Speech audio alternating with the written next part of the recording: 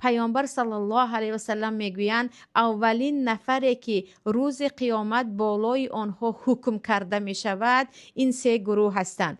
یکم مردی که استشهده به شهادت رسید، یعنی مردی که شهید شد، او را می آورند و به او میگویند که تو چی کار کردی؟ او میگوید من در راه تو ای الله جنگیدم و شهید شدم. و او گفته می شود کذبت، دروغ گفتی، ولکنک قاتلت لان یقال جریء فقط قیل، نه تو در دنیا جنگیدی تا که به تو بگویند مجاهد، قهرمان و پهلوان، و این را گفتند دیگر توی هیچ ثوابی نداره. سپس او را میبرند و با چهرهش به دوزخ میپرتایند و میآورند مرد دیگری را که او علم آموخت و علمه و قرأ القرآن، خودش آموخت به دیگران آموزاند و قرآن میخواند.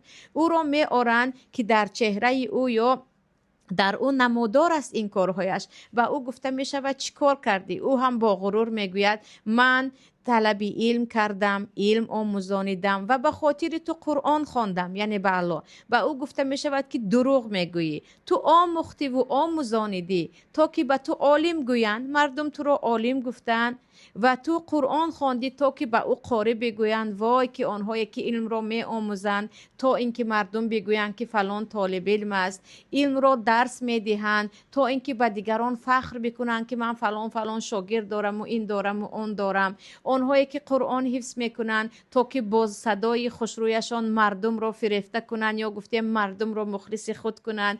این بدترین عذاب است. آنهایی که به خاطر ریا میخوانند قرآن حفظ میکنند بهترش جاهل بمانند، چون عذاب جاهل از اینها پایانتر است. و به این قاری و به این عالم گفته می شود نه، به تو این کارها را کردی تا که به تو قاری بگویند و عالم گویند. گفتند و دیگر میبرند و با چهرهش یعنی به سر و رویش میگیرند و میزنند به آتش جهنم. سیوم نفر دیگر را می آورند که او خیلی پولدار و مالدار بود و در چهره او هم نمودار بود عملهایش و او میگویند چی کار کردی؟ او میگوید من در راه الله خیلی انفاق کردم، خیلی صدقه کردم.